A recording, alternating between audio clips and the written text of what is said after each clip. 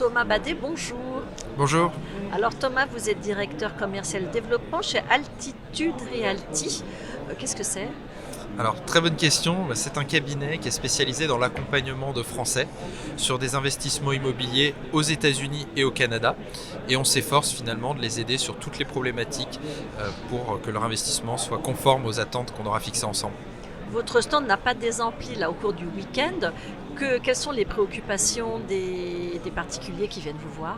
Effectivement, il y a pas mal de questions qui nous sont posées parce que c'est vrai que c'est des investissements qui intriguent, qui plaisent. Il y a des avantages fiscaux, il y a des avantages de marché qui intéressent, mais on se demande souvent comment se faire accompagner sur tous ces sujets. On est loin. Comment se passe la gestion locative. Donc on essaie d'expliquer ça étape par étape, de montrer que notre rôle justement c'est de les aider sur ces sujets-là et de faire en sorte que ça fonctionne. Donc le profil type du particulier qui vient vous voir, c'est quelqu'un qui cherche à avoir du rendement, à diversifier son patrimoine? Oui, c'est tout à fait ça. Alors c'est souvent un investisseur qui a déjà investi en France, qui connaît le marché, qui connaît aussi certaines de ses limites, notamment la fiscalité qui est un point souvent central, et qui cherche à se diversifier, à avoir plus de rentabilité. Il se diversifiera d'ailleurs en devises mais aussi en géographie, qui cherche à être accompagné pour ça. Bon alors, c'est quoi les bons plans? Alors, il y en a plusieurs. Je dirais que ça dépend du profil. Est-ce qu'on recherche un investissement très court terme, axé uniquement sur le rendement? Est-ce qu'on recherche un objectif plus-value et rendement en même temps sur le plus long terme? Il y a différentes options, mais il y a des zones qui sont économiquement très intéressantes. En ce moment, Montréal, qui bénéficie d'un sursaut très intéressant grâce à la redirection d'investissement qui était avant ça sur Vancouver et Toronto, mais qui souffre aujourd'hui d'une taxe à l'investissement. Donc, il y a un gros report, un dynamisme important. Et donc puis on investit sur Montréal, oui. En bureau, en commerce, en habitation? Alors, tout est possible. Nous, on est spécialisé plutôt sur les investissements locatifs, que ce soit sur du neuf ou de l'ancien. C'est là où on considère qu'il y a le plus de potentiel aujourd'hui sur cette ville. On est sur quel ticket d'entrée? Alors le ticket d'entrée, on est autour de 150 à 200 000 euros, mais on a la possibilité, ce qui est plus difficile pour les États-Unis, de se financer auprès de banques locales. Et en perspective de rendement, on est sur quel taux? Alors, si on regarde le Canada et qu'on parle de rendement net de toute charge, c'est-à-dire qu'on enlève toutes les charges incompressibles liées à l'investissement, on sera sur des rendements autour de 4% net de charges avant impôt. On aura ensuite une fiscalité très légère. Et puis si on ajoute un effet levier, donc on emprunte 60% par exemple de la somme, on arrive à avoir des rentabilités qui tournent autour des 9 à 10% net de charge. On emprunte où, ici ou là-bas? Alors il faut emprunter là-bas, au Canada, parce que les banques françaises ne pourront pas prendre de garantie en dehors des grandes villes européennes. Donc il faudra nécessairement s'adapter aux partenaires locaux là-dessus. C'est facile d'emprunter au Canada quand on est Relativement français? simple. Relativement on a simple. des taux aussi bons que les taux actuels en France? Alors non, pas aussi bons. Ah. Ils sont un peu plus élevés, mais à l'échelle internationale, ils continuent de faire sens.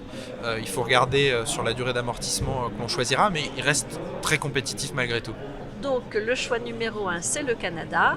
Et puis les États-Unis, où là on va avoir une logique un petit peu plus court terme, avec un peu plus de rendement immédiat aussi. On a des zones comme Memphis, Atlanta, Cleveland, qui est une nouvelle zone pour nous en laquelle on croit beaucoup, où on peut aller sur des rentabilités qui vont parfois s'approcher des 10% net.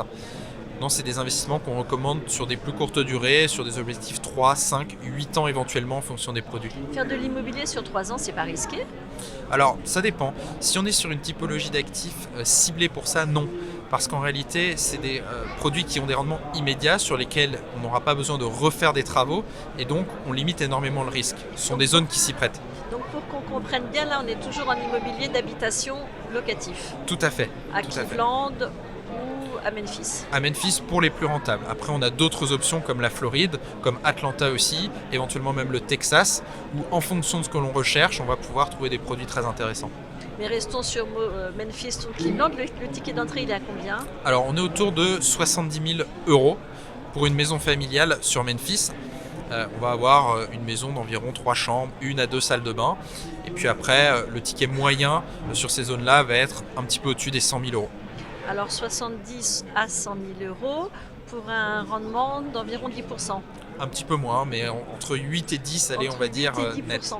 Est-ce qu'on emprunte facilement aux États-Unis quand on est français? Non, là c'est difficile. On ne peut pas emprunter en France en dehors d'options qui peuvent être étudiées au cas par cas, mais qui ne sont pas simples à débloquer.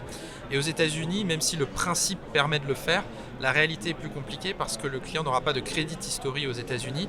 Et en plus de ça, les seuls courtiers qui seront capables de l'accompagner lui proposeront des taux souvent très élevés qui dissuadent les investisseurs. Donc on emprunte en France ou on finance cash. On finance cash le plus souvent en réalité pour Vous les avez États-Unis. un dernier conseil à donner à nos auditeurs qui souhaitent investir Bien en sûr. Amérique? Alors un dernier conseil qui est d'ailleurs valable pour les deux zones, c'est de faire très attention à l'accompagnement qu'ils auront parce que c'est ce qui fait la différence au bout du compte pour cibler le bon bien, pour être suivi sur toutes les problématiques qui surviendront ensuite. C'est ce qui leur permettra en réalité d'atteindre leurs objectifs. Merci Thomas. Merci beaucoup.